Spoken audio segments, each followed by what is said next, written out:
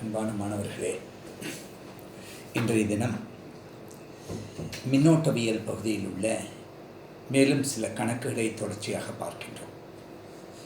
அதாவது மின்னோட்டவியல் என்ற ஒரு பாடத்திட்டம் நமக்கு ஓம் விதி, கிர்காஃப் விதி என்பதனை அடிப்படையாக கொண்டதாக அமைகின்றது. இதில் பல சுற்றுகள், வீன்ஸ்டன் சுற்று, மீட்டர் சமண சுற்று, மின்னழுத்தமானி என்பதெல்லாம் இருக்கின்றன. மிக எளிமையான ஒரு பகுதி. ஆனால் இந்த பகுதியில் நாம் தெரிந்து கொள்ள வேண்டிய முக்கியமான பண்பு, இதனை சார்ந்து இந்த தத்துவங்களின் அடிப்படையாக மிக அதிகமான அளவிலே கணக்குகள் கேட்கின்றார்கள். இதுதான் இந்த பாடத்தினுடைய சிறப்பு. மிக எளிமையான வகையிலே வகுப்பிலே நாம் புரிந்து கொண்டாலே தேர்விலே எந்த விதமான உடனடி பயிற்சி இல்லாமலேயும் கூட அந்த கேள்விகளை எதிர்கொள்ள முடியும். இது மிக முக்கியமான ஒரு பண்பு. காரணம், மின்தடைகள், மின்கலங்கள், அவற்றின் அகமின்தடை இவையெல்லாம் எவ்வாறு பல்வேறு வடிவங்களிலே நமக்கு தெளிவாகின்றன என்பதனை தெரிந்து கொண்டால் இந்த பகுதி மிக சுலபமாக நம்மால் எதிர்கொள்ளக்கூடிய ஒரு பகுதியாக அமைந்துவிடும். இன்றைய தினம் தொடக்கத்தில் ஒரு கேள்வி ஒன்றை எடுத்துக்கிறோம். அதாவது நேற்றைய தினம் தொடர்ச்சியாகவே தான் இன்றைய தினத்தினுடைய கணக்குகளும் அமைகின்றன. பார்ப்பதற்கு எளிய வகையில் இருந்தாலும் இவற்றுடைய தன்மைகளை பார்க்கும்போது முதல்ல டெம்பரேச்சர் கோஎஃபிஷியன்ட் ஆஃப் ரெசிஸ்டன்ஸ், எப்படி ஸ்பெசிஃபிக் ரெசிஸ்டன்ஸ் சுயமின்தடை அப்படிங்கிறத பற்றி சொன்னோமோ அதுபோல temperature coefficient of resistance alpha என்று குறிப்பிடுகின்றோம். இது முதல்ல அந்த வரையறையை பார்ப்போம்.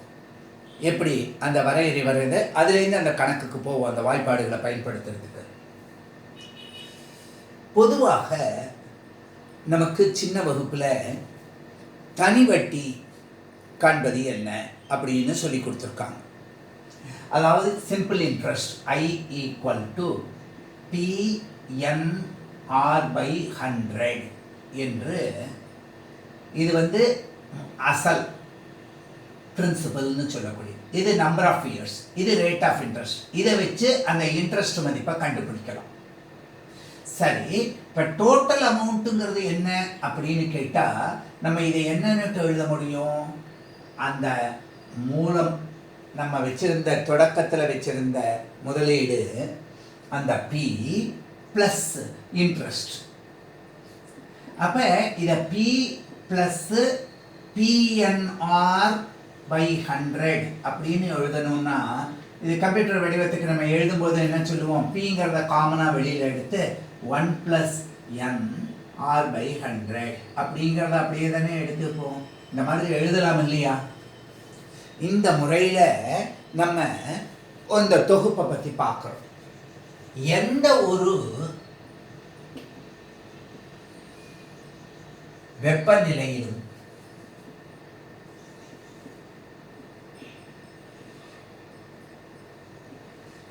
மின் தடை மதிப்பு RT என்றால் அதனுடைய மதிப்பு என்னன்னா, 0 டிகிரியில் இருக்கும்போது இருந்த மின்தடையை 1 + αT என்பதாக எழுத முடியும்.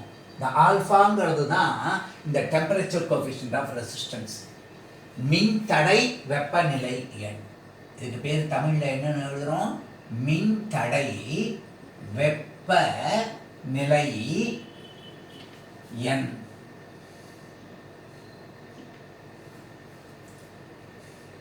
சரி சார், இது பொதுவான வாய்ப்பாடாக இருக்கு. இந்த வாய்ப்பாடு பாருங்க, R0 × 1 R, இந்த Pன்னு வர்றது மாதிரி. அப்புறம் R0 × αT PNR/100 மாதிரி.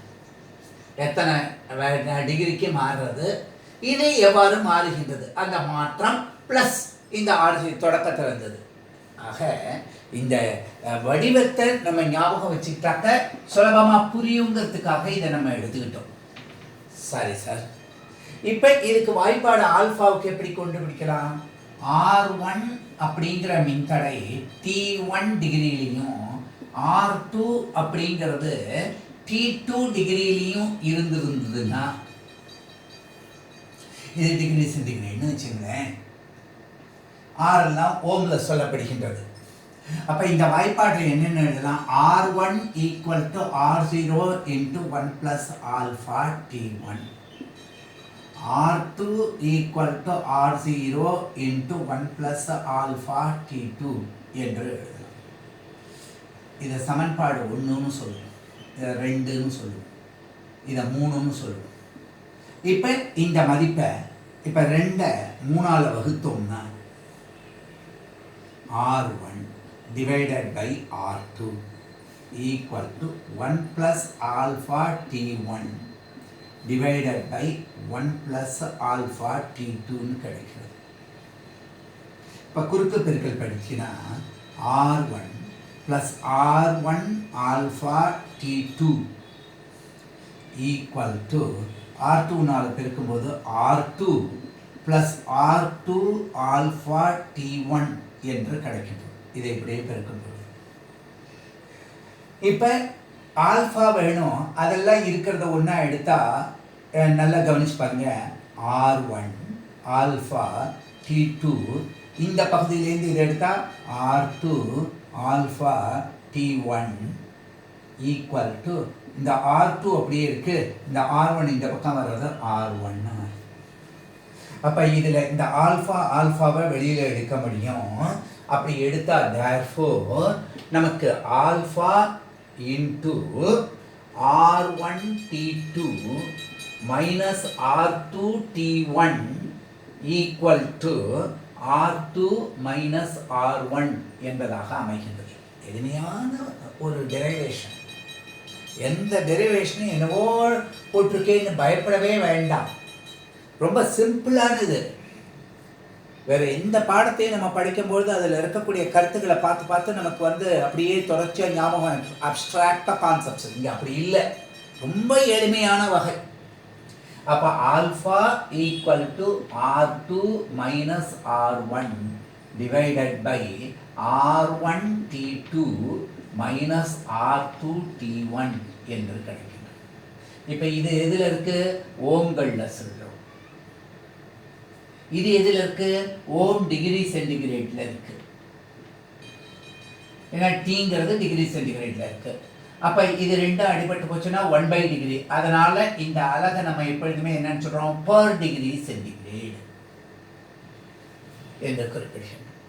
சரி சார், நீங்கள் எடுத்த T1ங்கிறது 0 டிகிரியாக இருந்து T2ங்கிறது 100 டிகிரி சென்டிகிரேடாக இருந்ததுன்னு வச்சுங்க. இதுக்கு பேர் பொதுவாக என்ன சொல்லுவோம்? ஐஸ் பாயிண்ட் அப்படின்னு சொல்லுவோம். பனி உருகுதல் நிலை, பனிக்கட்டி, ஐஸ் கட்டின்னு சொல்கிறோம். இது நீரின் கொதிநிலை 100 டிகிரி சென்டிகிரேட். இது ஒரு திட்டமான வெப்பநிலைகள். அந்த நிலையில் நம்ம பார்க்கும்போது இது என்ன ஆகுதுப்பாங்க? Alpha equal to resistance at 100 degree minus resistance at 0 degree divided by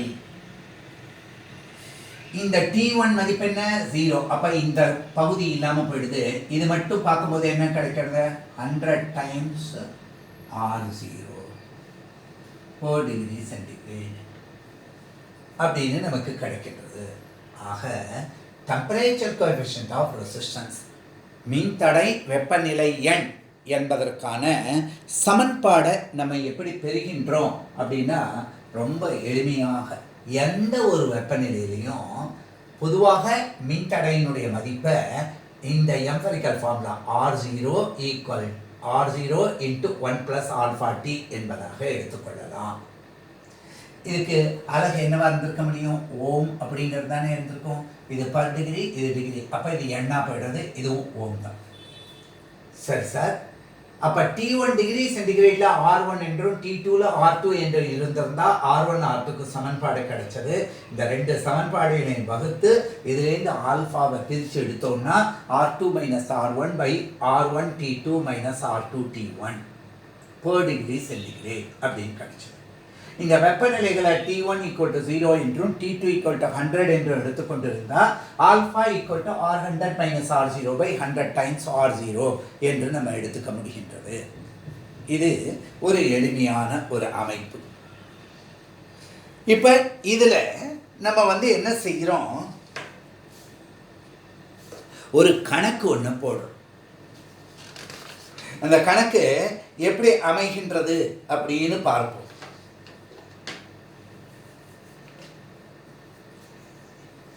இந்த வாய்ப்பாடுகள் எல்லாம் ஞாபகம் வச்சுங்க. இந்த கணக்கு எப்படி இருக்கு, ஒரு பொதுவான வகைப்படுத்தலுக்கு தொடக்கத்தில் நம்ம எளிய எளிய கூறுகளாக நேரடியாக பிரதியிடக்கூடியதாக கணக்குகளை எடுத்துக்கிறோம். அதுலேயே சற்று நுட்பமான வகையிலையும் சில கணக்குகளை நம்ம கொண்டு போயிட்டே இருக்கோம். அதைத்தான் நம்ம hats higher order thinking skill அல்லது ஸ்மார்ட் கொஸ்டின் அப்படின்னு எல்லாம் நம்ம சொல்கிறோம். கவனிப்போம். The resistance of a conductor, கணக்க கவனிங்க. The resistance of a conductor is 5 ohm at 50 degrees centigrade and 6 ohm T1 T2 னு எடுத்தது at 100 degrees centigrade. Calculate the temperature coefficient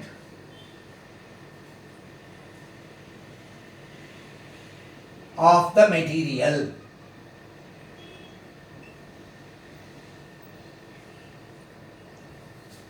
Also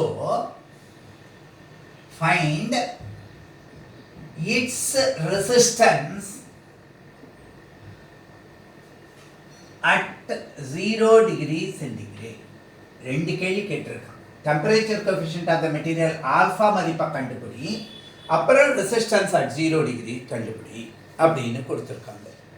எப்படி கண்டுபிடிக்கலாம்? சுலபமாக கொடுத்துருக்கிறது எழுதுவோம்.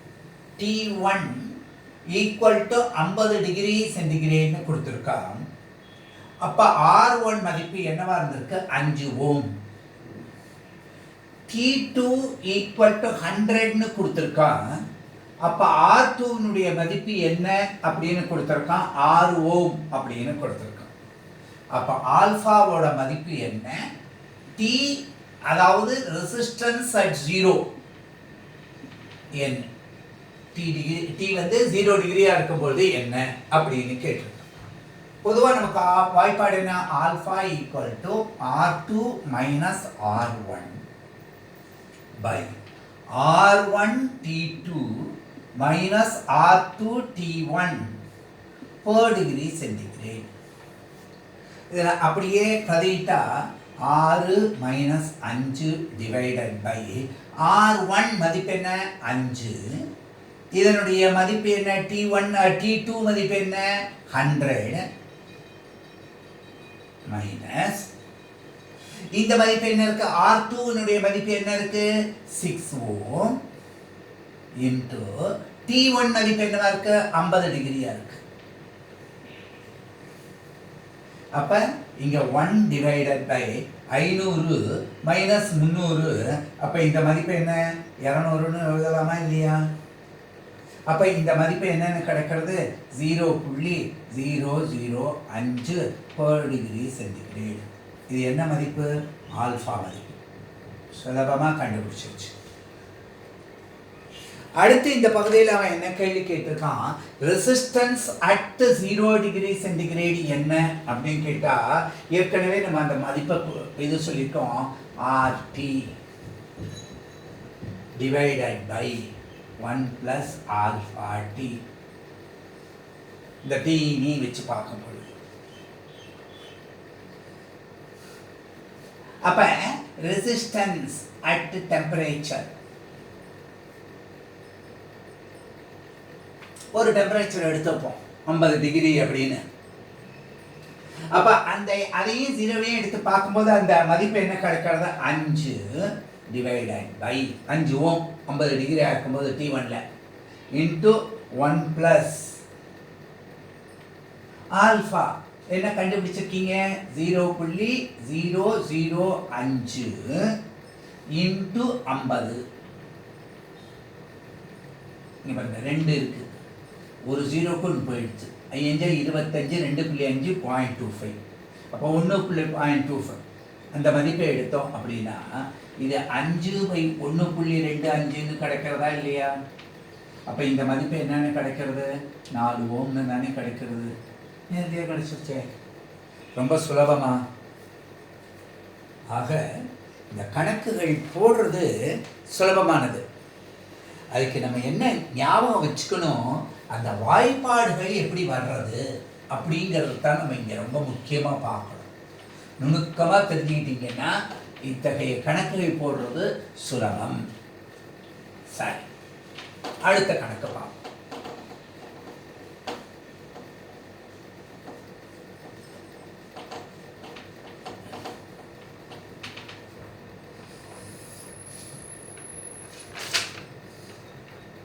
இப்போ ஒரு கணக்கு ஒன்று சொல்கிறாங்க. அதாவது இந்த இன்டர்னல் ரெசிஸ்டன்ஸ் இதை வச்சே நம்ம சொல்லும் பொழுது நமக்கு potential difference, EMF, terminal potential difference இதெல்லாம் என்ன அந்த வார்த்தைகளை நம்ம தெரிஞ்சுக்க வேண்டியிருக்கு. அதுக்காக இந்த கணக்கை செலக்ட் பண்ணியிருக்கோம். A voltmeter, a voltmeter when connected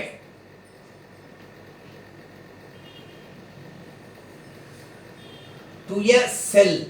இந்த கணக்கை நல்லா கவனிங்க, ரொம்ப முக்கியமான இதெல்லாம் டிப்ஸ் எல்லாம் பற்றி பேச போகிறோம். அதில் ரீச் 2.2 வோல்ட், ஒரு வோல்ட் மீட்டர் அப்படியே எடுத்து செல்லினுடைய 2 டெர்மினல் இருக்கிற ஒரு செல் அப்படின்னு எடுத்தாலே மின்கலம் அப்படின்னு எடுத்தால் அதுக்கு பாசிட்டிவ் நெகட்டிவ்னு 2 பாயிண்ட் இருக்கும், 2 டெர்மினல் இருக்கும். அதில் நம்ம கனெக்ட் பண்ண உடனே இந்த மாதிரி கிடைக்கிறது. இப்போ when a resistance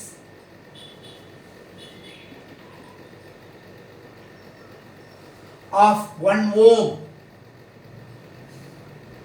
is connected, ஒரு external resistance connected between the terminals of the cell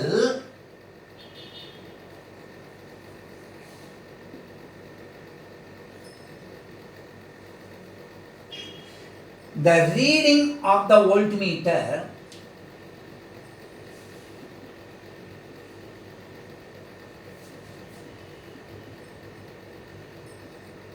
falls to என்ன ஆயிடுது? குறையுது. 1.1 volt.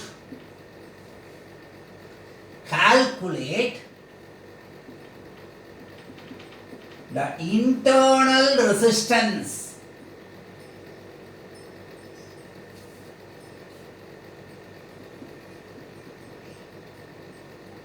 of the cell. என்ன சார் அர்த்தம்? இங்கே பாருங்களேன், எப்படி ஒரு பேட்டரி இருக்குன்னு வச்சுருக்கோம், ஒரு மின்கலம் இருக்குது, அதில் ப்ளஸ்ஸு மைனஸ்ன்னு 2 இருக்குது. இப்போ முதல் கண்டிஷனில் என்ன சொல்கிறான்னா, இந்த 2 டெர்மினலுக்கு நடுவில் டைரெக்டாக ஒரு வோல்ட் மீட்டரை கனெக்ட் பண்ணுறோம்.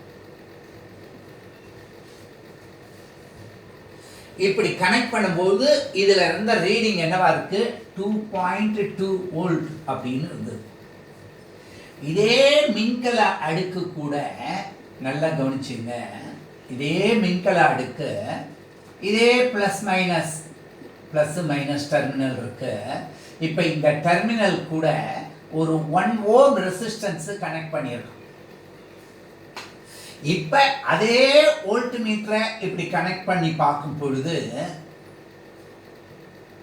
வோல்ட் மீட்டரை கனெக்ட் பண்ணி பார்க்கும்போது 1.1 வோல்ட் தான் இருக்குது. இதுக்கு இந்த வித்தியாசம், இந்த 1 ஓம் எக்ஸ்டர்னல் ரெசிஸ்டன்ஸ் சேர்த்துருக்கோம். இந்த ரெண்டு கண்டிஷனை வச்சு இந்த மின்கலத்தினுடைய அகமின்தடை என்ன, இன்டர்னல் ரெசிஸ்டன்ஸ் என்ன அப்படிங்கிறத கேட்டிருக்கோம். இதுக்கு நம்ம முக்கியமாக ஒரு பாயிண்ட் ஞாபகம் வச்சுக்கணும். when the cell is on open circuit,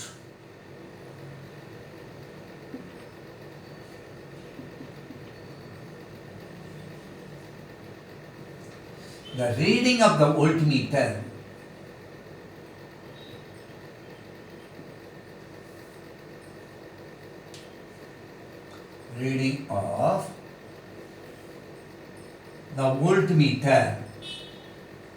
அதுக்கு தான் பேரு EMFன்னு பேரு. இந்த EMF பொதுவா E அப்படின்னு சொல்லுவோம். எப்படி டைரக்டா ஓப்பன் சர்க்யூட்னா வேற ஒன்றும் இல்லை, அங்கேருந்து எந்த கரண்ட்டும் போகலை. எப்படியுமே சர்க்யூட் க்ளோஸ் ஆச்சுன்னா தான் வெளியில் கரண்ட் போகிறது. இங்கே ஒரு ரெசிஸ்டன்ஸை சேர்த்ததுனால தான் கரண்ட் வெளியில் போகிறது.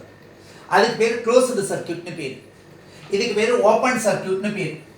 அப்போ ஈயோட வேல்யூ என்னவா இருக்கு? இதுதான் 2.2 வோல்ட். சரி சார், இதே கண்டிஷனை வென் இந்த சென்டென்ஸை நீங்கள் குறிப்பெடுத்து வச்சிங்க, இதை முக்கியமாக ஞாபகம் வச்சுங்க. when the cell is on closed circuit,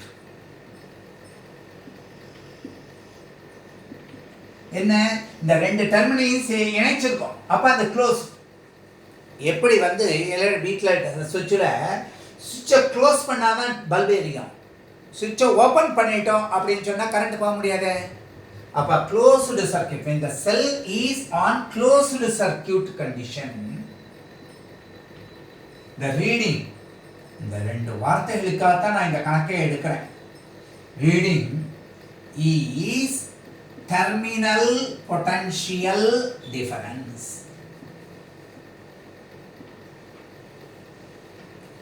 P அப்படின்னா என்ன அர்த்தம்? potential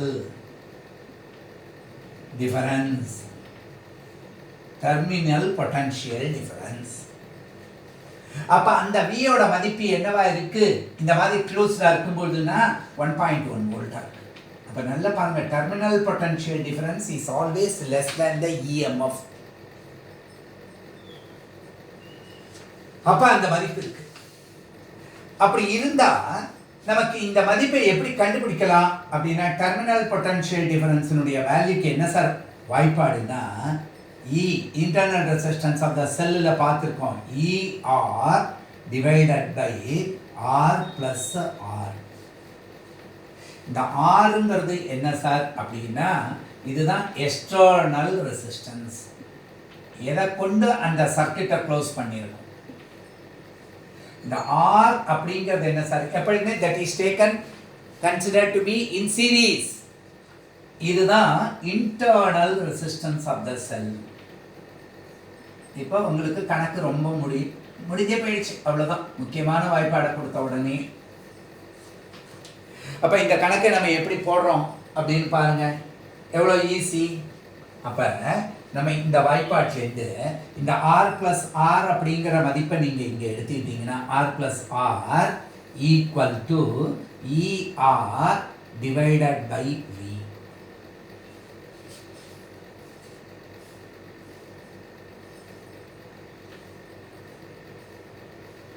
அப்போ ஈயோட மதிப்பு என்னன்னு இருக்கு?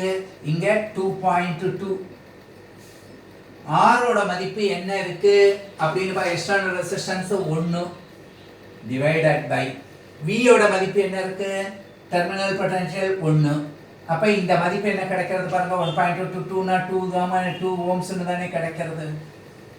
அப்போ R + Rோட மதிப்பு இப்படி இருக்கு. ஆரோட மதிப்பு தான் 1ன்னு தெரியும். therefore R equal to 2 minus 1 equal to 1 ohm. சுலபமாக கண்டுபிடிச்சாச்சு. கணக்கு போடுறது ரொம்ப ஈஸி. இதை எடுத்துட்டு இந்த கணக்கை எடுத்ததனுடைய முக்கியமான நோக்கமே என்ன அப்படின்னு கேட்டால், நமக்கு இந்த மாதிரி சர்க்கியூட் வந்து ஓப்பன் சர்க்கியூட்டாக இருக்கும்போது என்ன, க்ளோஸ்டு சர்க்கியூட்டாக இருக்கும்போது. ஓப்பன் சர்க்கியூட்டாக இருக்கும்போது இந்த வோல்ட்மீட்டர் இதனுடைய இஎம்எஃப் மின்னியக்கு விசையை குறிக்கக்கூடும். எலக்ட்ரோமோட்டிவ் ஃபோர்ஸ் மின்னியக்கு விசை. இதே என்ன அப்படின்னா அந்த முனைகளுக்கு இடையிலான மின்னழுத்த வேறுபாடு. அப்போ மின்னோட்டம், மின்தடை இதெல்லாம் சேர்ந்திருந்தால் தானே மின்னழுத்த வேறுபாடு, டெர்மினல் பொட்டன்ஷியல் டிஃபரன்ஸ். அப்போ இந்த தன்மையை நீங்கள் நல்லா தெரிஞ்சுக்கணும். நான் பொதுவாக என் மாணவர்களுக்கு சொல்லுவேன், நம்ம ஸ்கூட்டர்லாம் ஆன் பண்ணினா இந்த என்ஜின் ஓடப்படுது, அந்த சத்தம் கேட்கும். ஆனால் அந்த சத்தத்திலேயே 2 விதமாக இருக்கும், வித்தியாசத்தை பார்க்கலாம். என்ன அப்படின்னா, அந்த ஸ்கூட்டரை ஆன் பண்ணி ஸ்டாண்டை எடுத்துகிட்டு அது மேலே உக்காந்து நம்ம கிளம்பும்போது கிடைக்கிற சத்தத்துக்கும், அந்த ஸ்கூட்டரை ஐடியல் கண்டிஷனில் ஸ்டாண்டை போட்டுட்டு நம்ம ஆன் பண்ணினா அந்த என்ஜின்லேருந்து வர்ற சத்தத்துக்கும் வித்தியாசம் இருக்கும். அப்போ ஒரு மாணவன் கூட என்கிட்ட கேட்டான், ஆமாம் சார், எங்கள் வீட்டில் கூட இட்லிக்கு மாவு அரைக்கும் போது வெறும் கிரைண்டர் ஓடும்போது கேட்ட சத்தத்தை விட அதில் மாவு உளுந்தோ போட்டப்புறம் கிடைக்கும்போது சத்தம் வித்தியாசமாக இருந்ததுன்னா, சாப்பாட்டுறாமா நீ சொல்கிறதும் ரைட்டு அப்படின்னு சொன்னேன். அதே போல தான் இங்கேயும் இந்த அமைப்புகளை EMF, potential, terminal potential difference, தொடக்கத்தில் எல்லாத்தையும் வோல்ட்டு விவி டிடி டிடின்னுட்டு எல்லாம் எழுதிட்டு இருப்போம். ஆனால் கொஞ்சம் கொஞ்சமாக நம்ம படிக்கும் பொழுது அது அதில் இருக்கக்கூடிய வித்தியாசங்களை நம்ம தெளிவாக தெரிஞ்சுக்கணும் இல்லையா? இந்த வேர்ட்ஸ் ஆஃப்டர் ஆல் எஜுகேஷன் அப்படிங்கிறது என்ன, that which reduces the mental conflict but enhances self confidence. இந்த வார்த்தையை அடிக்கடி சொல்கிறேன், ஞாபகம் வச்சுங்க. நமக்கு வந்து செல்ஃப் கான்ஃபிடென்ஸை ஜாஸ்தி படுத்தணும், இந்த மதிப்பை பார்க்கணும். இதே போல் இன்னும் ஒரு சிறிய கணக்கு ஒன்று எடுத்துப்போம். இந்த அமைப்பில் என்ன கணக்கு சார் இது அப்படின்னு பார்த்தாக்க கவனிங்க.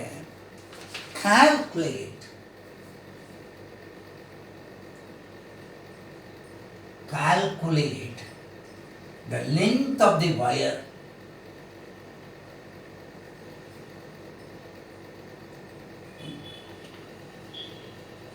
whose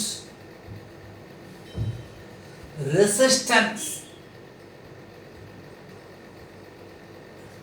per centimeter, per unit length என்னன்னு எடுத்துக்கலாம், centimetre, is 0.02 ohm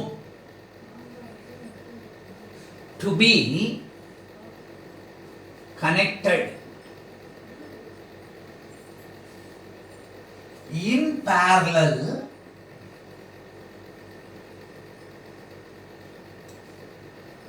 with a wire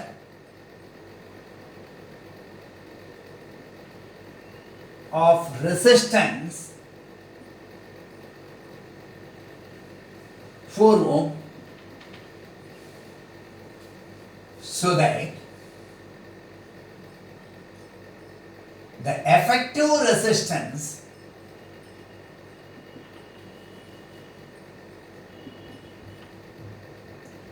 is 2.4 ohm.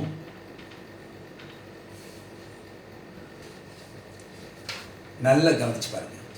அடிப்படையாக இது ஒரு எளிமையான ஒரு கணக்கு.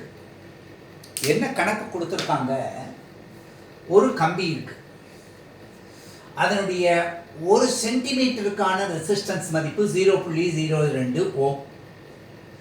இதை ஒரு 4 ஓம் உள்ள ரெசிஸ்டன்ஸ் கூட பக்க இணைப்பில் இணைச்சிருக்காங்க. It is connected in parallel with a wire of resistance 4 ohm. So இது கொடுக்குற மொத்த மின்தடை மதிப்பு 2.4 ஓமா இருக்கு. சரி சார், இந்த மதிப்பு இருக்கு அப்படின்னு சொல்லியாச்சு. இப்படி கொடுத்திருக்கும் பொழுது நான் ஒரு சிம்பிளான கேள்வி கேட்கிறேன். இந்த மதிப்பு ஏ, இதனுடைய மதிப்பு என்னவெல்லாம் இருக்கலாம் அப்படின்னு கேட்டா 4 ஓம் அப்படின்னு சொல்லியிருக்காங்க, ரெண்டாவது 2.4 ஓம் அப்படின்னு சொல்லியிருக்காங்க. மூணாவது அதாவது சி அப்படிங்கிற ஆப்ஷன் ஒரு 6 ஓம் அப்படின்னு சொல்லியிருக்காங்க. டி அப்படின்னு கொடுத்து 1 ஓம் அப்படின்னு சொல்லியிருக்காங்க. இப்படி 4 ஆப்ஷன் கொடுத்தா மல்டிபிள் சாய்ஸ் கொஸ்டின்ல நீங்க எதை இமீடியட்டா எலிமினேட் பண்ணுவீங்க சொல்லுங்க பாப்போம். இந்த ரெண்டாவது ரெசிஸ்டன்ஸ் R2 இதனுடைய ரெசிஸ்டன்ஸ் அதுதான் கண்டுபிடிக்க போறோம் முதல்ல. அந்த மதிப்பு மல்டிபிள் சாய்ஸ் கொஸ்டின்ல அதாவது நம்ம தொடர்ச்சியா படிச்சுக்கிட்டே இருக்கும்போது அந்த தன்மையை புரிஞ்சுக்கணும். 2 மின்தடைகள் பக்க இணைப்புல இருக்கும் பொழுது அதனுடைய தொகுபயன் மின்தடையானது அந்த 2 மின்தடைகளை காட்டிலும் குறைவான மதிப்பு இருக்கும். இப்ப தொகுபயன் மின்தடை என்ன சொல்லிருக்கா 2.4. கண்டிப்பா அந்த மதிப்பு இருக்க முடியாது, அதனால இது தப்பு. அதை விட குறைவா இருக்க முடியாது, இதுவும் தப்பு. அதே மதிப்பு இருக்குமா போட்டு பார்க்கலாம். 4 × 4 டிவைடட் பை 4 + 4 அப்ப என்ன மதிப்பு வந்திருக்கும் 4 × 4 16 டிவைடட் பை 8 2ன்னு கிடைக்கிறது. ஆனா இங்க தொகுபயன் மின்தடை மதிப்பு 2.4ன்னு இருக்கு. டெஃபினட்டா அந்த ஆப்ஷனும் தப்பு, அதனால இதுவும் தப்பு. அப்ப ஆட்டோமேட்டிக்கா இதுதான் கரெக்டான ஆன்சரா இருக்க முடியும், இதுதானே கரெக்டா இருக்கும். அர்த்தம் புரியுறதா? இந்த கணக்கை அதான் நான் சொன்னேன். வெள்ளத்த அணையது மலர் நீட்டம் மாந்தர்தம் உள்ளத்தணைவது உயர்வு. அன்றைய தினம் வேற ஒரு குறள் சொன்னேன். தொட்டணைத்து ஊரும் மணற்கேணி. எவ்வளவு தோன்றமோ அவ்வளவுக்கு அவ்வளவு நீர் கிடைக்கும். ஊரணி நீர் நிறைந்தற்றையால் பேரறிவாளன் திருன்னு கூட சொல்றார். இந்த ஊரணியை பற்றி நிறைய இடங்கள்ல சொல்றார். இந்த பதம் உள் தமிழகத்தில் பயன்படுத்தக்கூடியது. ஊரும் நீர் ஆற்றோடை பகுதிகளில் வாய்க்கால் பகுதி வரப்பு பகுதியில எல்லாம் மேல்மட்டத்தில் நீர் இருந்தாலும் அந்த நீரை காட்டிலும் சுனைன்னு சொல்லுவாங்க. கீழே சற்றே எடுக்கிறது. திருச்செந்தூரில் போனால் நாழி கிணறுன்னே ஒன்று இருக்குது ஊர். அதில் ஊறிக்கிட்டே இருக்கு. பக்கத்தில் கடல் 100 மீட்டருக்குள்ள. ஆனால் அந்த நாழி கிணத்துல இருக்கிற தண்ணி அவ்வளோ தெளிவாக இளநீர் மாதிரி இருக்குது, உப்பு கரிக்காம. அப்போ அந்த ஊற்று அப்படி வர்றது. அப்போ இங்கே கவனிங்க, நம்ம படிக்க படிக்க படிக்க படிக்க நமக்கே இந்த தன்மை வந்துடும். இந்த தன்மையை கொண்டு வருவதற்கு பயிற்சி முகமாகத்தான் நம்ம இந்த கணக்குகள்லாம் போடுறோம். இல்லைன்னா புத்தகத்தில் கணக்குகள் இருக்கு, பயிற்சி கணக்குகள் இருக்கு, இதுக்கு போடுறதுக்கு நோட்ஸு கைடு மாதிரி நான் நடத்தலை. என்னுடைய நோக்கமே உங்களுடைய சந்தேகங்களை குறைச்சி தன்னம்பிக்கையை அதிகரிக்கிறது. அப்ப இதனால நமக்கு டைம் மேனேஜ்மெண்ட் கிடைக்கிறது. அப்போ ஒரு ஆன்சரை பார்க்கும் பொழுதே ஸ்டடியாக பார்த்தா ஓஹோ இப்படி சொல்லியிருக்கான், பேரலில் சொல்லியிருக்கான். அப்போ தொகுபயன் மின்தடை சொல்லியிருக்கான். பக்க இணைப்பில் இருந்தால் தொகுபயன் மின்தடை எடுத்துக்கொண்ட மின்தடைகளின் மதிப்புகளை காட்டிலும் குறைவாக இருக்க முடியும். அப்போ அந்த 2 மின்தடைகள் இந்த 2.4 விட அதிகமாக தான் இருக்க முடியும், அதனால குறைவானதை எடுக்க முடியாது, அந்த மதிப்பாகவும் இருக்க முடியாது. அப்போ அடுத்த 2 மதிப்புகளுக்குள்ள நம்ம 50-50 சாய்ஸ் பார்க்கணும். அப்படின்னா இதை பயன்படுத்தினா 4ஐயும் அந்த ஏற்கனவே இருக்கிற மின்தடை 4ஐயும் பெருக்கிட்டு 2 வகுக்கும் போது R1 R2 R1 + R2 போட்டு பார்த்தா 2 தான் வருது. ஆனால் தொகுபயன் மின்தடை 2.4 இருக்கு, அதனால இந்த மதிப்பும் இல்லை, இதை காட்டிலும் அதிகமானது, அதை காட்டிலும் அதிகமாக இருக்கிற சாய்ஸ் ஒன்று தான் இருக்கு. ஆனால் இப்போ போட்டே பார்ப்போம் என்ன மதிப்பு வர்றது அப்படிங்கிறதையும் போட்டு பார்ப்போம். அதுக்கு அடுத்து அந்த மதிப்புலையும் நம்ம பார்க்கறதுக்கு வசதியாக இருக்கும். அப்போ இங்கே என்ன சொல்லியிருக்கோம் பாருங்க. R parallel அப்படிங்கிறதுக்கு என்ன வாய்ப்பாடு நமக்கு தெரியும். R1 R2 divided by R1 + R2. தயவு செஞ்சு பேப்பரில் கணக்கு போடுறதுன்னா அந்த வாய்ப்பாடுகளை எழுதுங்க. அந்த R-னுடைய R parallelங்கிறத R தொகுபயன் மதிப்புன்னு வச்சா இங்கே அவன் என்ன கொடுத்துருக்கான், R-ஓட மதிப்பு 2.4 ஓம்னு கொடுத்துருக்கான். R1 மதிப்பு 4 ஓம்னு கொடுத்துருக்கான். R2னுடைய மதிப்பு என்னன்னு கேட்டிருக்கோம். அப்ப 2.4 = 4R2 டிவைடட் பை 4 + R2. அவ்வளோதானே. இதெல்லாம் பிராக்கெட் போட சொல்கிறேன், ஏன்னா பெருக்கும் போது அந்த தன்மை தெரியணும். அப்போ 4 × 2.4 9.6 ப்ளஸ் 2.4 R2 சிம்பிளாக போடுங்க = 4 R2. இங்கே மனசில் அங்கே மனசில் என்னெல்லாம் வச்சுக்காங்க. அப்போ 9.6 ஈக்குவல் டு இது இப்படியே இங்கே போச்சுன்னா இது கூட 6 1.6 R2 காமன். அப்போ இந்த R2 மட்டும் இங்கே வச்சுட்டோம் அப்படின்னா 9.6 டிவைடட் பை 1.6 96/16னாக்கா என்ன கிடைக்கும் அப்படின்னு தெரியும் உங்களுக்கு. 6 16 96 வாய்ப்பாடு தான் தெரியுமே நமக்கு. 20 வாய்ப்பாடு வரையும் எப்பொழுதுமே தெரியும். அப்போ ஆட்டோமேட்டிக்காக இது எத்தனை ஓம் இருக்குது அப்படின்னு பார்க்குறோம். 6 6 36 இல்லையா, 6 16 96. அப்போ 6 ஓம் அப்படின்னு கிடைக்கும். சரி சார், இந்த கணக்கு அதோட முடிஞ்சிருச்சா? இல்லை, அவன் கேட்டிருக்கிறது இந்த ரெசிஸ்டன்ஸை மட்டும் கேட்கல, calculate the length of the wire. அதுக்கு அவன் என்ன கொடுத்துருக்கான், 1 சென்டிமீட்டருக்கு 0.2ன்னா இந்த 6 ஓம்ல எத்தனை இருக்கு அப்படின்னு பார்க்குறோம். அப்போ எல் அப்படிங்கிறது லென்த்னா L into 0.02 centimetre equal to 6 ohm. அப்போ therefore L equal to 6 divided by 0.02. இந்த இடத்துல தான் நம்ம ஈஸியாக பார்த்துக்கிறோம். 2 × 10⁻²ன்னு சொல்கிறோம். புள்ளின்னு வச்சுருந்தா 10⁻−1, புள்ளி 0ன்னு வச்சுருந்தா 10⁻−2. இது அப்படியே மேலே போகிறது 100ன்னு போகிறது, இங்கே 3 கிடைக்கிறது. அப்போ 300 சென்டிமீட்டர். இதை மீட்டரில் சொல்லணும் அப்படின்னு பார்த்தீங்கன்னா 3 மீட்டர்னு எழுதலாம். ஆக இந்த கணக்குன்னு போட ஆரம்பிச்சுட்டா 1 நிமிஷத்தில் இந்த கணக்கு முடிஞ்சு போயிடுச்சு. ஒன்றும் கஷ்டமே இல்லை. புரியுறதா? கணக்குன்னு போட ஆரம்பித்த உடனே அந்த கணக்கில் நமக்கு கஷ்டம் இல்லை. ஒரே இது என்ன அப்படின்னா இதில் இருக்கிற நுணுக்கம் என்ன. அப்போ அதை மல்டிபிள் சாய்ஸ் கொஸ்டினில் கேட்டாலும் எப்படி இது பண்ணுறது, எப்படியாப்பட்டது தான் நமக்கு ரொம்ப முக்கியமாக தெரிஞ்சிக்க வேண்டிய கேள்வியாக இருக்கு. இன்னும் ஒரு கேள்வி பார்க்கலான்னு நினைக்கிறேன்.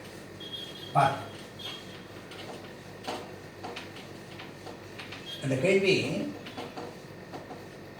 என்ன கொடுத்துருக்காங்கங்கிற டேட்டாவை சொல்லி நமக்கு குயிக்காக பார்க்கலாம்.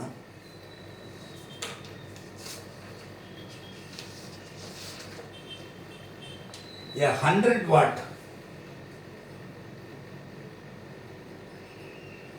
220 volt இதுதான் மார்க் பண்ணியிருக்க அந்த பல்பில். lamp is connected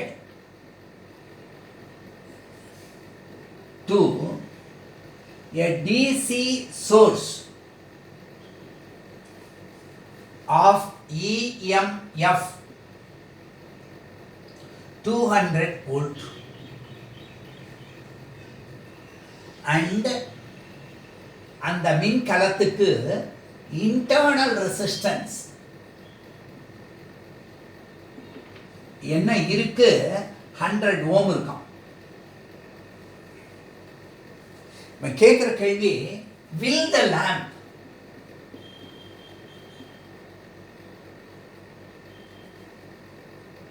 glow with full intensity?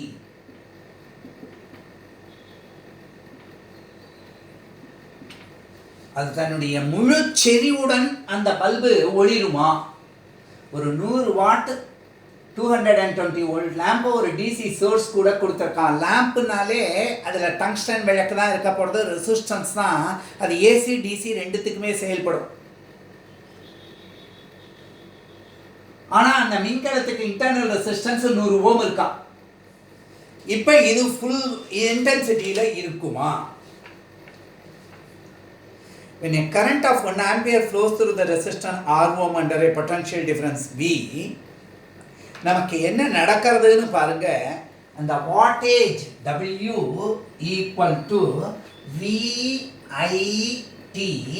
நேற்றே நம்ம சொன்னேன், IRன்னு எடுத்திருந்தா I² RTன்னு எடுத்தலாம், அல்லது V² R, அதாவது V² by R into T. பவரில் இருக்கிறதுனால, ஆற்றல் பவர் வாட்டேஜை நம்ம வந்து இப்படி சொல்கிறோம். நல்லா ஞாபகம் வச்சுக்கணும். இதை எழுதும்போது இப்படியே எழுதிக்கிறது ரொம்ப நல்லது, தப்பு இல்லாமல் போடுறதுக்காக.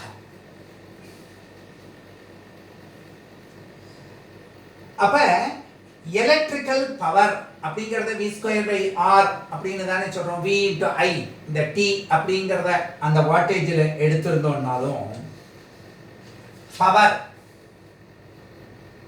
Electric power equal to voltage into current. அப்போ ஈக்குவல் டு என்னென்ன எழுதலாம்? v²/r.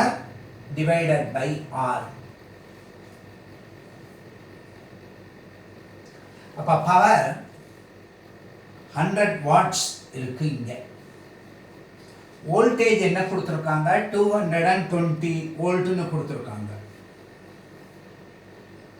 அப்போ what is the current drawn? ஈஸியாக கண்டுபிடிங்க. நேற்று போட்ட கணக்கு தான், அதனால தான் வேகமாக எழுதுறேன் நான். ஐ என்னன்னு சொன்ன? Power equal to voltage into current தானே. அப்போ current drawn I equal to power divided by voltage தானே போடணும். அப்போ அதை நம்ம என்ன எழுதுறோம்? 100 டிவைடட் பை 220. இது வந்து 0.45 ஆம்பியர்.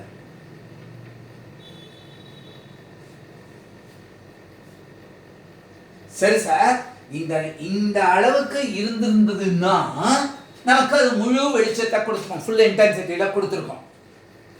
இப்போ அவன் என்ன சொல்லியிருக்கான் கணக்கில் பாருங்க, it is connected to an external resistance of 100 ohms. ஏன்னா அந்த கரண்ட் அந்த அதனுடைய மதிப்பு என்ன அப்படின்னு பார்த்தா அப்படி இருக்கு.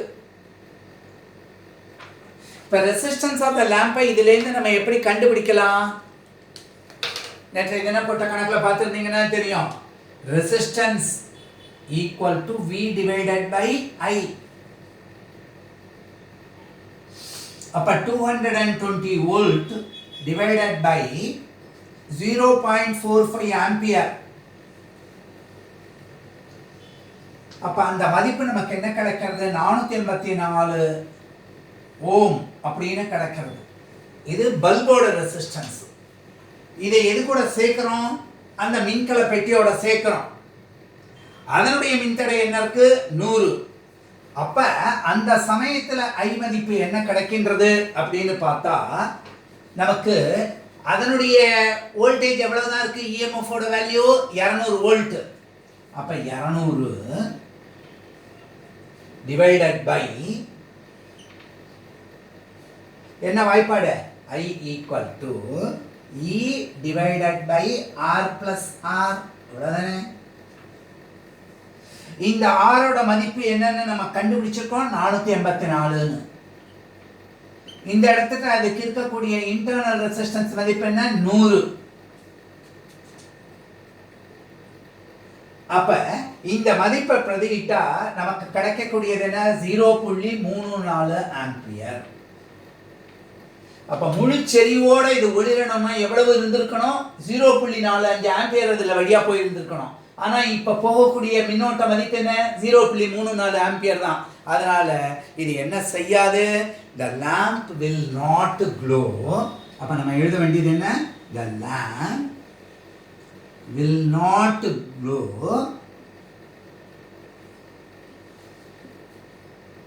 with full intensity.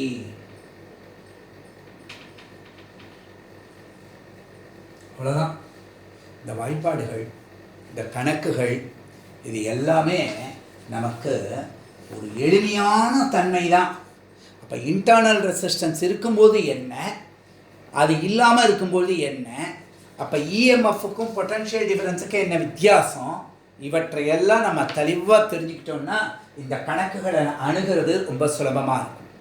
இன்றைய தினம் இது பூரா புரிஞ்சிருக்கும்னு நினைக்கிறேன். நன்றி.